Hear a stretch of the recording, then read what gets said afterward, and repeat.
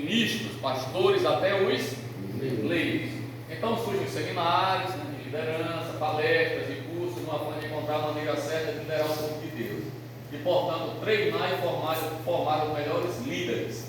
Tá? Então a gente vai começar falando o que é líder e o que é liderança. Né? Liderança é essa capacidade de conduzir pessoas e desenvolverem a atingir os objetivos de uma organização ou de um grupo. Qual é o grupo nosso, gente? Igreja. Igreja. Aí dentro da igreja vai se subdividir, né? É o que a gente chama de departamentalização da igreja. Eu estou preocupado com a departamentalização da igreja. Por quê, pastor? Porque a gente está trabalhando, eu falei outro dia numa reunião do Aleluia, a gente está trabalhando muito para dentro. Muito para dentro. Tem 365 dias no ano, 366, 300 talvez seja só para o ensaio. Se nós gastamos 10% das finanças de uma igreja, dos nossos recursos, com missões de evangelismo, talvez nem isso. A gente gasta a maioria dos recursos nossos com farda durante o ano, trabalhando para dentro. As razões das nossas festas, às vezes, são a própria festa. Não, se não tiver o aniversário do meu grupo, do meu departamento, pode preparar que estou desviado. Tá? Se não tiver o ensaio tal dia, então esse tipo de preocupação, eu como líder tenho que me preocupar com isso. Quando o pastor, como é o nome dele, o Joel Cruz, que pregou agora lá em Bacuri, deixou bem claro, né, que nós estamos aqui para 3 propósitos: a adoração, a edificação e a evangelização. Aí às vezes a gente foge desses propósitos, né? Então cabe a nós como líderes trazer de volta, né, para o lugar de onde saiu, tá certo? Vamos aqui. Liderança é a capacidade de conduzir pessoas bem. Essa capacidade de conduzir, de influenciar, ou então é a capacidade de exercer deliberadamente especial influência sobre um grupo, para conduzir os objetivos de modo benéfico e permanente, atendendo às reais necessidades do grupo. Não tem líder que não influencie, viu, gente? Não tem líder que não influencie. Ou influencia para bem ou para mal, mas ele não vai ser neutro. Se a liderança é boa, ela é centrada em Deus, ela é espiritual, a tendência é de ser uma influência boa. Se é uma liderança carnal, uma liderança não piedosa, digamos, essa influência pode descambar para o lado ruim, para o lado carnal. Tá? Então fixe isso assim, não há líder que não influencie. Liderar é influenciar pessoas. Influenciar pessoas, tá? Então vamos aqui, estamos indo aqui no âmbito aqui dos conceitos, né? Bem, agora o que nos interessa é esse dia aqui, no âmbito eclesiástico, no âmbito de igreja, tá? Assembleia de Deus, Porto Rico do Maranhão e ADEPRIM, tá? Quando falamos de líderes, estamos nos referindo a pessoas que tenham competências e atribuições para tomar decisões que venham influir no destino da igreja, notadamente pastores, bispos, presbíteros, evangelistas, mestres. Esses aqui, gente, pastores, bispos, mestres, evangelistas são os 5 ministérios, 5 dons ministeriais que Deus entregou para a igreja, tá? 5. Agora, não quer dizer que você não tenha esse dom ministerial e esteja sentado aqui, tá? Que Deus não possa lhe chamar. Paulo, ele detinha os 5, né? Paulo era apóstolo, evangelista, doutor, pastor e profeta, tá? 5. E segundo a organização eclesiástica dos nossos dias, esse pensamento é extensivo a líderes de departamentos e professores de EBD, etc. Líder de departamento infantil, departamento de senhoras, departamento de jovens, departamento de novos convertidos, departamento de som, departamento de evangelismo, amém? Tá? Então, nesse âmbito eclesiástico, estou falando de líderes que vão ter competências e atribuições para tomar decisões para influenciar para mexer com a igreja e para canalizá-los para o bom lugar, né? Para o bom sentido, né?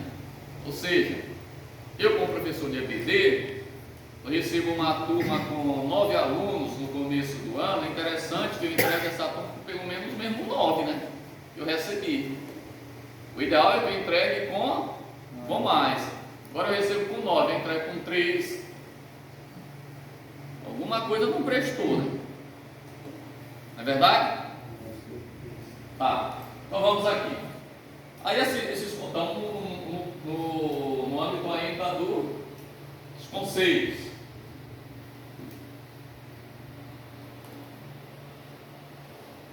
Leia comigo, tipo de quê? Líderes. Pelo menos lá quantos tipos de líderes? 3 líderes, mais comuns nas instituições, inclusive na igreja. Qual é o primeiro aí? O líder é o quê? Autocrata. Aquele ditadorzão, que é mesmo. Vai ser cor de rosa e vai ser cor de rosa. Vamos ler o que é o líder autocrático. São os que tomam a maioria das decisões e gostam de ordens. Não ouvem ninguém. Percebam, senhores e senhoras. Qual é o líder ditador? Não ouve ninguém, não confia nos outros, centraliza tudo e são dominadores. Gostam de expressões como: quem manda sou eu, sou pastor, sou dirigente, quem quiser é assim. Esse tipo de líder causa divisões, mágoas e ressentimentos. Olha, tem um dono de casa que sou eu. Eu é que sou a chefe. Quando a gente diz isso, gente, coloque isso no coração de vocês, né? Quando a pessoa precisa dizer isso, olhe lá se ele ainda é. Ainda é um líder. Eu é que mando aqui em casa. Não dá se não está mandando. Você está entendendo? Porque o líder, ele convence não com palavras, ele convence com o exemplo. Palavras convencem, né? E como é que lá o ditadinho entendeu? Sabe, né? Palavras convencem, o exemplo arrasta, né? Arrasta multidões. Então o pastor Hernando Villalobos escreveu isso aqui. Ó, que interessante, eu botei aqui: o autoritarismo é complexo de inferioridade, travestido de quê? De superioridade. É o medo de dividir o poder e ser rejeitado. Uma liderança imposta não tem valor. Uma liderança imposta pelo medo não é digna de um cristão. Um líder não é aquele que grita. Está entendendo? Tá? Líder, que é líder, ele não precisa estar gritando, ele não precisa dizer, ele não diz eu vou, ele diz nós vamos. Tá? Ele não diz eu fiz, ele diz nós fazemos, ou nós faremos, nós fizemos. Líder que é líder, ele nunca tem esse negócio do eu, assim, cheio no coração, tá? Ninguém vai dizer nadinha, não vai perguntar nadinha, questionar nadinha aí. Isso era uma imagem que tinha lá antigamente, né? Não sei, Não, mas a gente vai chegar aqui, a gente vai chegar no modelo de liderança eclesiástica, é a mais antiga, e vamos chegar aqui a ideal, né? Nós estamos aqui por enquanto nos 3 tipos de líderes mais conhecidos, né? Tanto no mundo secular como na igreja. Esse tipo de líder autocrático, aí depois vem esse aqui, ó. Sim, aí o líder é aquele que grita mais alto, mas aquele que conquista o coração de todos pelo exemplo e serve os liderados com amor. Tem um livro de liderança, gente, ele não é assim de um autor cristão, mas até parece que é pelo como ele, né? É o Monge e o Executivo. Ele é um best-seller, muito vendido mesmo no mundo inteiro. Meu irmão me deu de presente, né? Eu vi, e lá, né, se fala do líder que conquista do líder servo. Essa que é a palavra lá, né? Do líder servo. Tá? Então vamos lá aqui, líderes permissivos. Essa é uma palavrinha ali, uma expressão francesa, laissez-faire. É mais ou menos assim, deixa como está para ver o que vai dar. Né? Tem aquele lá, né, que é o bichão lá, o ditadorzão do grupo, né? Mas tem esse aqui também, ó, são líderes bonzinhos, ó, costumam deixar os liderados fazerem as coisas como bem entenderem para serem agradáveis. Né? Não pensam nos objetivos da organização, pensam apenas neles. Tem tendências políticas, são demagógicos, não têm autoridade. Aí vão surgindo grupinhos ou panelinhas ocupando o vazio da liderança. Você entendeu? Esse tipo de líder também não serve. Ele não serve. Eu conheci um líder de mocidade numa cidade muito distante daqui, né, que ele trabalhava no Bradesco e tudo, e ele conquistava os jovens assim, dando presentes e tudo, né? Ele não tinha uma liderança, digamos assim, aprazível, que fosse conquistando os corações, como Hernandes Dias Lopes escreveu naquilo ali, conquistando os corações pelo exemplo, tá? Então esse aqui, né, esse permissivo também não serve, né? Bem, o terceiro tipo é o líder, o quê? Participativo. Esse aí talvez, né, seja o nosso tipo de liderança, que seja interessante. Viu, meus líderes, queridos líderes? Vamos ler o que faz o líder participativo. Ele gosta de envolver os outros nas decisões. É aquele cara que reúne e ouve as opiniões. Embora ele tenha dele, mas ele pode recuar um pouquinho, ele pode ceder um pouquinho, ele pode ajustar os pensamentos dele ao que os outros disserem. Pastor, não é melhor de fazer assim, assim, assim? Meu líder, meu coordenador, não é melhor de fazer assim? Você faz, eu não tinha pensado nisso, né? Isso é interessante, né? Que pode então fazer ajustes. Esse é o líder participativo. Ele gosta de ouvir e de envolver os outros nas decisões. Estimula a participação dos subordinados. Respeita os que estão acima dele. E acima dele hierarquicamente. Tá? Eu conheço a história do pastor Antônio Siqueira. Ele é pastor de igreja e é psicólogo em Santa Catarina, já pregou nos Estados Unidos, uma opção de lugar. Ele disse que ele era líder de mocidade junto com outro, né? Aí chegaram um dia para o pastor dele e disseram assim: pastor, olha, já está tudo pronto para o festival, não sei de que, já botamos as cabanas ali, as tendas e tal. Eu, pastor, vocês falaram com quem para fazer isso? Com quem que vocês falaram? Não, com ninguém, pastor, ele está só dizendo assim, não, mas não vai ter, pastor. Não vai ter isso aí. Não combinaram com ninguém, com liderança e tudo. Aí diz que aí eles, os dois vão sair de lá zangados, ele e o outro. Aí ele disse assim, quando foi no outro dia eu estava na porta do pastor. Pastor, me perdoe, entra, vem tomar café, senta aí, vou tomar café aqui. Tá. Tomar café com o pastor e tal. Aí ele disse, o outro nunca voltou. Nunca voltou e nunca deu certo na vida em nada.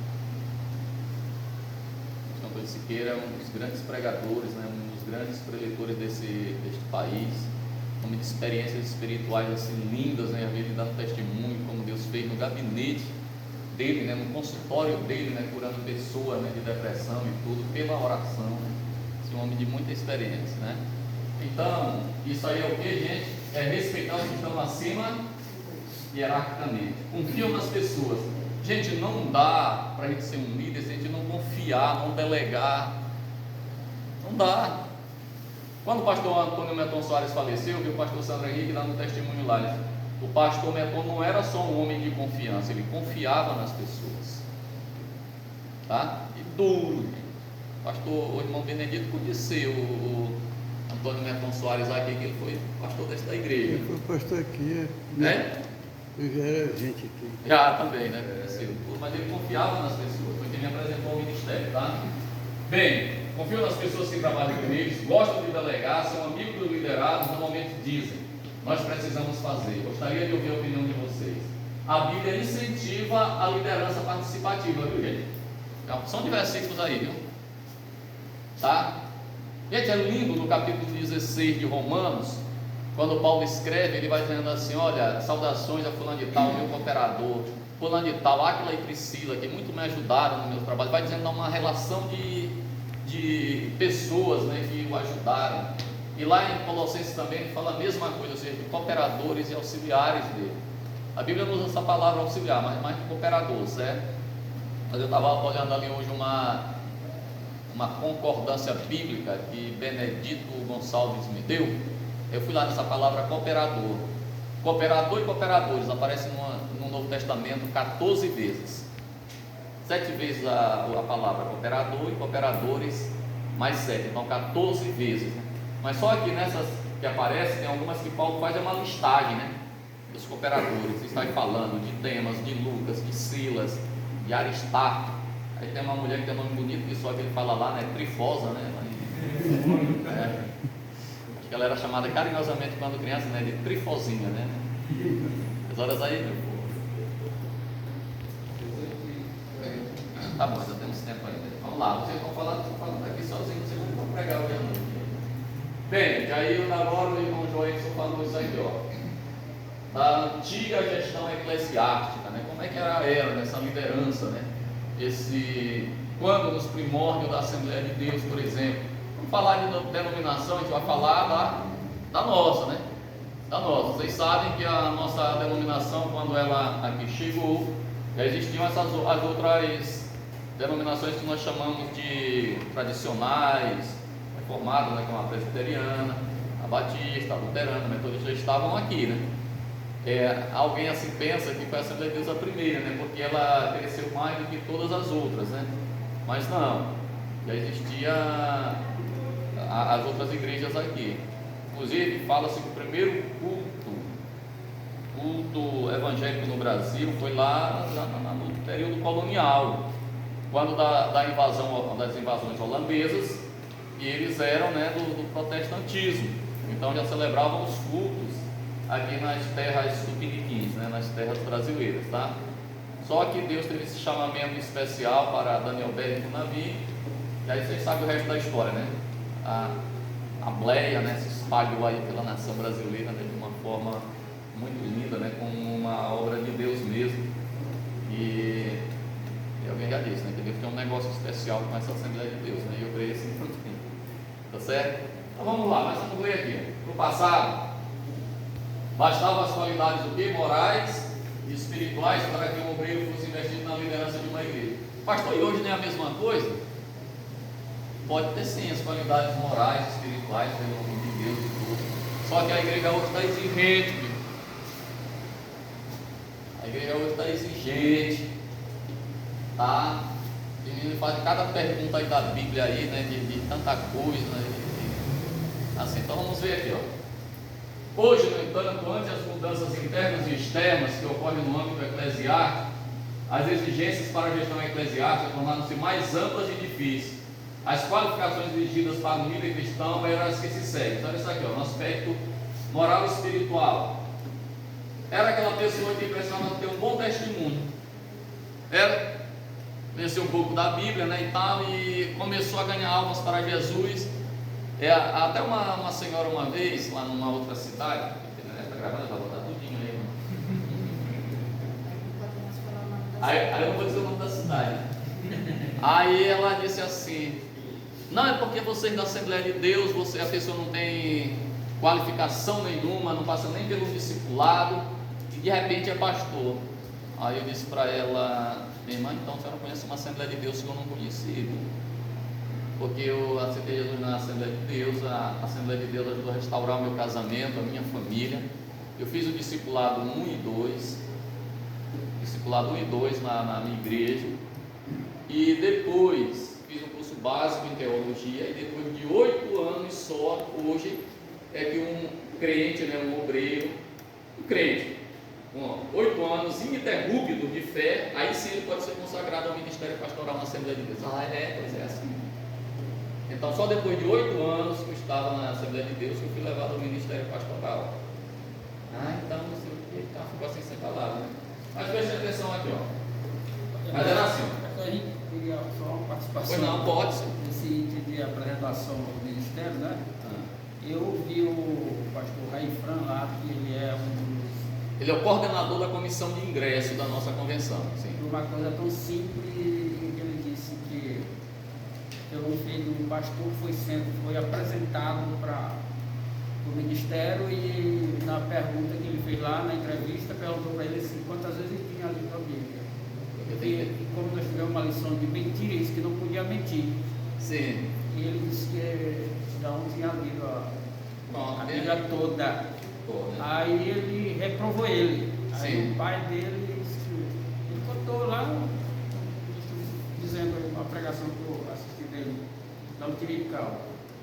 Aí ele disse que o pai do apresentado Sim. foi questionar ele, só porque não leu a Bíblia toda? Sim, mas é um índio que pede para ser por ministério, tem que ler a Bíblia toda, tem que ter lido a Bíblia toda. É um dos requisitos hoje para também. Como ele não podia mentir, logo o ministério mentindo, ele disse não. 8 anos ininterruptos de crença, ter lido a Bíblia pelo menos uma vez, tá com o nomezinho assim, sei lá, pelo Serasa, né, pelo SBC, né, e tudo, né, limpinho lá o CPF, né, tá com a certidãozinha de casamento, né, se foi divorciado, pode ter sido divorciado antes de ser crente, né, esse requisito todo para ser pastor. E diante disso tudo, gente, diante disso tudo, ainda uma porção de pessoas aí que não dá certo, né? Tem todas as exigências, né? Então, foi não. Vai. Pode ligar tudo lá, que daqui a pouco o Salomão vai estar lá troando o negócio no. Era o que? No aspecto espiritual, no geral, eles atendiam o requisito previsto na palavra de Deus. 2 listas de qualificações bíblicas são indicadas lá nas cartas pastorais, né? De Timóteo e de Tito. Já no aspecto moral, precisava ser detentor de um bom testemunho de conduta e caráter ilibado. Isso aqui para mim hoje ainda continua sendo o mesmo jeito, né? Nessa parte espiritual e moral continua para mim não tendo mais nenhuma exigência. Agora aqui no aspecto cultural, o negócio hoje, gente, é que se você não souber o que você está dizendo, por exemplo, num púlpito, você se enrola.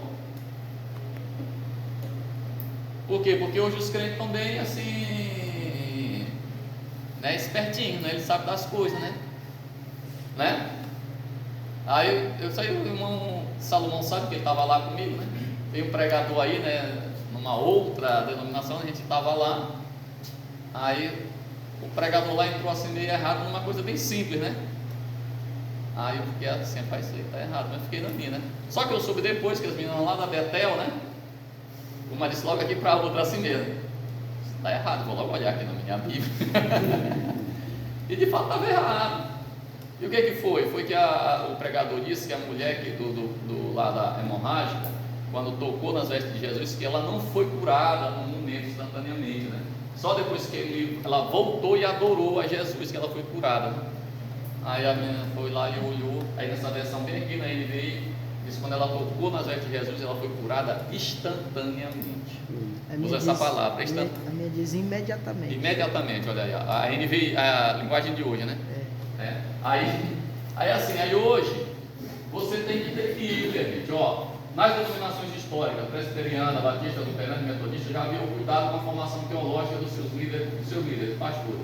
Nas denominações pentecostais, praticamente não havia qualquer interesse na formação, nem mesmo bíblico-teológica, né? Havia assim um pensamento que teologia era quase pecado, né? Aí depois foi se abrindo a mentalidade, veio o bereano, o curso, né, teológico bereano que o pastor Medeiros fez, o pastor Meton fez também, veio o ETAD, né, com o pastor, era o JP Colenda, né, parece, né, o Colenda, né, e assim foi. Agora hoje a gente já tem aqui filtrar o que a gente vai estudar, que são tantos oferecidos aí na internet, por isso, eu recomendo o do pastor Raifran de Santa Inês, né, que é o IBADEP, Instituto Bíblico, né, Estevão Ângelo de Souza, né, para você fazer um básico bem bíblico, bem centrado na Bíblia, tá bom? Nas denominações, cultura era sinônimo de vaidade, a questão dos usos e costumes era levada a sério, às vezes de modo até extremado, um valor absoluto com caráter equivalente ao da doutrina. Por exemplo, na Assembleia de Deus, começou usando chapéu, a gravata e o terno. E o chapéu, o pastor Meton, ele morreu com um negócio, ele só usava na mão o chapéu e a bengalinha aqui, viu? Tá certo? Quer dizer, os usos e costumes eram colocados aí no mesmo patamar da doutrina. E há uma diferença, viu, gente? Doutrina bíblica e usos e costumes. A gente não pode, digamos assim, colocar na mesma, né, no mesmo patamar. Dá um exemplo aqui. Vocês sabiam que na Assembleia de Deus, na nossa Assembleia de Deus, está filmando tudinho. O cultura era assim, não estava, uso do chapéu e tudo e tal, era uma vez como rádio e TV. Para aqui, no parte administrativa. O modelo centralizador, cadê aqui o modelo centralizador? É o mais comum. E na verdade hoje não é muito. Eu perguntei para o pastor Rafael, pastor, mas por que ficou assim? Eu sei que o nosso modelo administrativo é o pastoral, né? É o pastoral. O presbiteriano, o pastor, por exemplo, Hernani Dias Lopes, ele não administra a igreja não, viu gente? Ele prega dia e noite, aquele homem ensina, dia e noite. Parece que uma vez por semana, inclusive ele vai nos Estados Unidos ou é uma vez por mês. Nas igrejas presbiterianas, a presbiteriana, os presbíteros que administram a igreja, um corpo, né, presbitério. E já na Assembleia de Deus, a nossa, ela é pastoral, né? O pastor e hoje, porque lá tem as qualificações de um pastor, né? Lá na Bíblia tem, né? Mas se o pastor ele não for construtor também, se ele não for, ele vai ser considerado preguiçoso, tá? Agora eu estou de férias, eu ia me aposentar. Aí quando é todo dia de manhã, a mulher diz, ei, bora aqui, vamos fazer isso aqui, molhar nossas plantas, não sei o que e tal. Hoje é segunda-feira, hoje seria o dia ideal para eu estudar e consagrar minha vida a jejuar para ensinar a igreja à noite. Porque tu disse que o pastor Osiel, ele não atende ninguém na terça-feira, que sabe disso lá em São Luís, que é o dia da Assembleia Geral, só se for algum caso extremo de coisa, mas ele dá os expedientes dele lá na igreja, quarta, quinta, sexta, atendendo, visitando. Mas na terça-feira, que é o dia do ensino na igreja, é o dia de consagração dele. Estudando, orando, jejuando, se preparando para ter um capinhozinho bom, né? Para passar para o rebanho à noite, né? Uma graninha dele. Então vamos aqui, mas assim, não havia preocupação com qualquer função administrativa, como planejamento, organização, direção e controle. Eu perguntei para o pastor, mas por que foi assim? O missionário ia, o pastor ia para o campo, sem nada, ele não tinha nem crente, só ele e a família de crente. Chegava lá, ia uma pequena quantia financeira da Caixa de Evangelização e Missões, e o pastor Zé Reinaldo disse que às vezes passava 3 meses para chegar, né, aquela ajuda, né? E aí dizia assim, como é que faz lá? Então, o que render lá, tu vai sobrevivendo com tua família. E, por incrível que pareça, esse modelo de administração hoje, ele perdura em muitas igrejas, porque hoje nós temos estatutos próprios, né? As igrejas, elas são assim mais autônomas em relação à convenção, né? Tem estatutos próprios, como nós estamos informando o nosso. Mas essa maneira, né, de administração, ela perdura ainda, né? A administração eclesiástica pastoral, tá? É bom ter isso aqui, né? Ter isso aqui, tá? Vamos lá. As decisões eram tomadas na medida do improviso, né? Esperando a direção divina. No entanto, a Bíblia mostra que Deus é perfeitamente planejador, organizador, diretor e controlador. Moisés era centralizador, vocês sabem disso, né? Não era centralizador, Moisés? Porém, se cansava e cansava o povo. Foi aconselhado pelo seu sogro, Jetro, a delegar competências, né? Pastor Meton diria assim: Moisés, rapaz, desse jeito vai te acabar, e acabar o povo. Mas era isso mesmo, né? De manhã na alva, até lá quando declinar do sol, Moisés era com a filona de gente atendendo, né? Pequenas, Moisés era o juiz das pequenas e grandes causas, né, no dia de hoje, né? Agora hoje, vamos para hoje. Gestão eclesiástica, seu desafio resume. Foi não. Perguntar aí na parte administrativa hoje, como é que está sendo a parte dos pastores, dos senhores, em termos de aposentadoria, aqueles que não têm ainda uma profissão definida? Tem profissão definida? se tiver em dias com seus dízimos pela convenção, seus dízimos, e a igreja também tiver com a contribuição de 2,5% da renda, mandando para lá, o pastor ele vai aposentar ganhando 2 salários mínimos. Não é aposentadoria, é uma ajuda de custo que a convenção dá, porque a convenção não pode legalmente aposentar ninguém, porque mesmo o pastor não tem vínculo empregatício.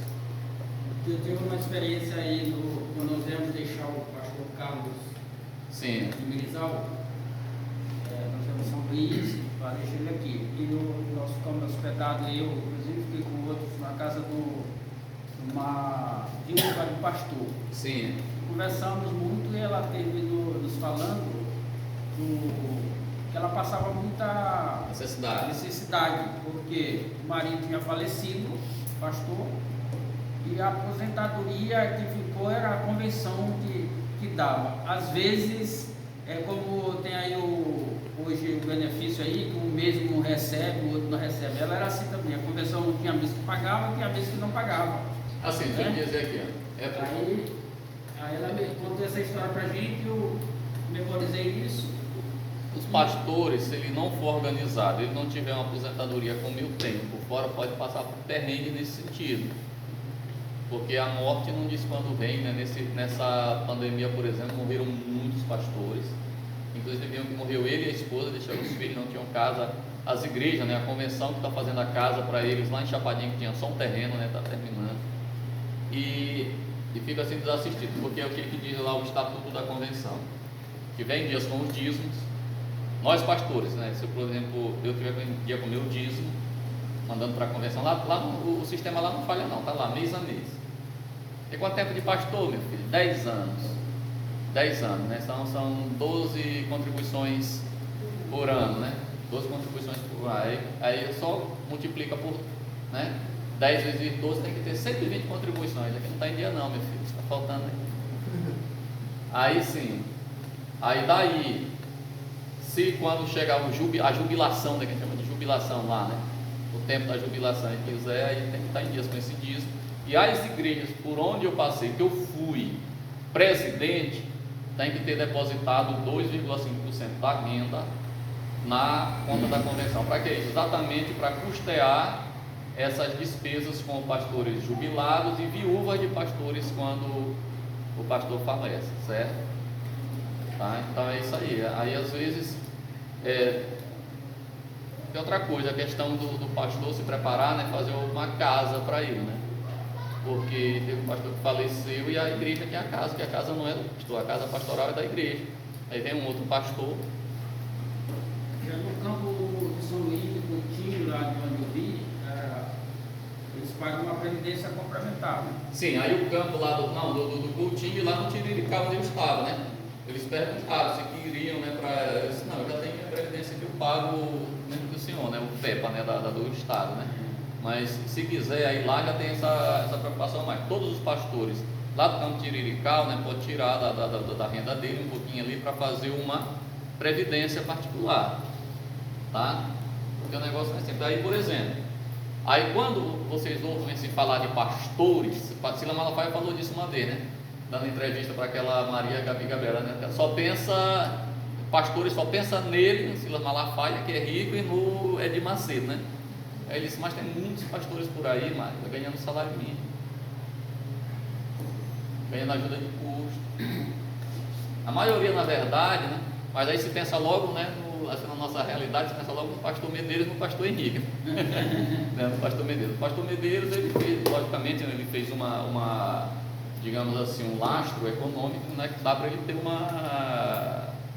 uma velhice aí, né, confortável, né, mas tem uma viúva de um pastor que mora aqui em Serrano, que ela está morando em casa alugada, o marido dela morreu no tempo da Covid, eles não tinham casa, ela recebe ajuda de custo da convenção e mora numa casa alugada. Triste, tá? Eu fiquei hospedado na casa dela, a gente foi com a banda, as bandas foram daqui para lá, vocês lembram? Encerrando, a gente foi lá na casa dela conversando da situação, né? Fácil. Então vamos aqui. Bem, vivemos os chamados dias pós-modernos. O que é esse negócio de pós-moderno? Pós-modernidade. Aí tem umas características que vocês vão ver, né? Desse tal de pós-modernismo, né? Pós-modernismo é o nome aplicado às mudanças ocorridas nas ciências, nas artes, na sociedade avançada desde 1950, quando por convenção se encerra o tal do modernismo. Aí vamos ver aqui, valorização da natureza, as características desse tempo. Quero que vocês, é por isso que eu disse outro dia aqui numa mensagem aqui, que a gente tem que fazer uma leitura da época que a gente está vivendo, viu? Né? Não sei qual foi o personagem que eu li, que ele fazia uma leitura, né? Ele entendia o que ele estava vivendo, e às vezes a gente não está percebendo isso não. Valorização da natureza, supervalorização às vezes da natureza. Quando o fiscal do Ibama disse para um caçador, ele olhou ele dentro da mata com a espingarda, ia matar um jacaré, para não mata esse jacaré, tu me mata que o crime é menor. Está entendendo? Quer dizer, o crime é menor matar o ser humano do que o... Tá? No Brasília, o cara foi preso porque ele estava tirando uma casca de um pau lá de um parque para fazer um chá, né?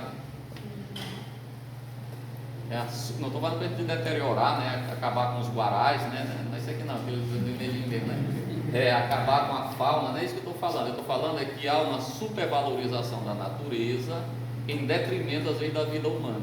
Geralmente, a pessoa que tem essa visão, não sei o que, proteger a natureza, proteger os bichos, não sei o que, os ovos dos pássaros, são abortistas. Vamos cortar isso aí da teu. Vamos, como é que se diz? Vamos bloquear teu vídeo se tu botar no YouTube. Não é meu nome? Não? Não é editar, não, é porque ele outro dia foi cancelado, não sei o que lá do YouTube, por causa dessas palavras aí que eu estou falando.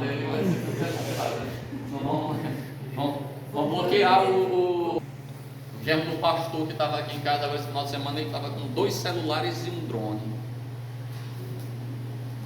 Um drone aí ele subiu o bicho aí, bateu foto lá do Mupunandiwa. O bicho aí foi lá na Betel, daqui, ele está a 200 não sei quantos metros daqui, não sei por onde. Admiração pela tecnologia, né? Celular, não sei o que, não presta mais, tem que ser não sei o que e tal, resolução 4K, coisa aí, né? Essa é a geração que está vivendo, né? Pode ver, é o tempo que a gente está vivendo.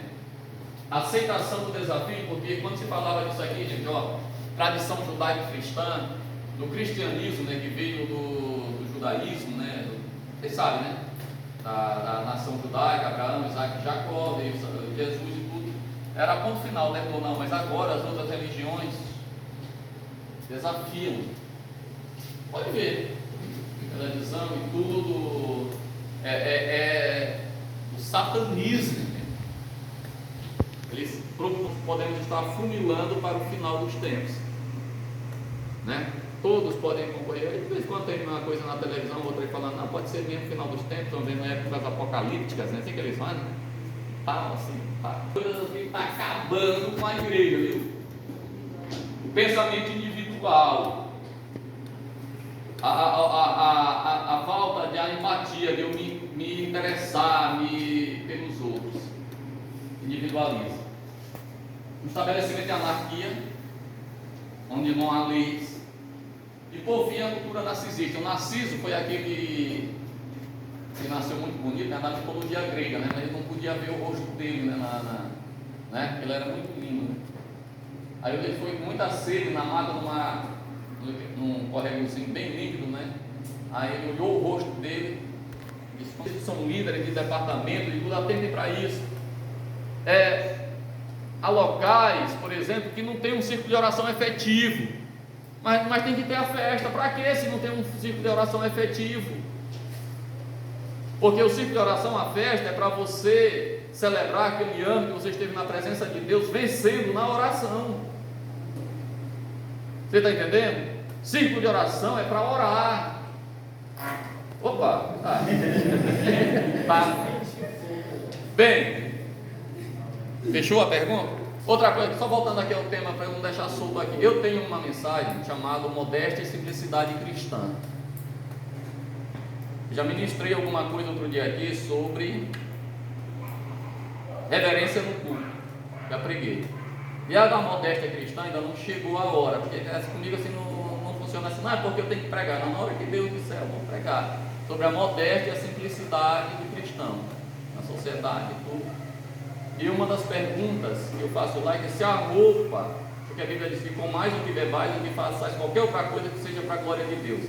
Se a roupa que eu estou usando, se está glorificando a Deus. Aí é que está o negócio.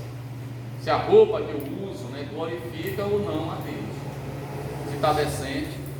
Agora, outra coisa, os olhos assim da igreja é muito para a mocidade, para as meninas. Tipo, o pastor, como se o pastor tenha que ficar na porta da igreja com uma fita métrica medindo a saia da Saia das meninas. adolescente.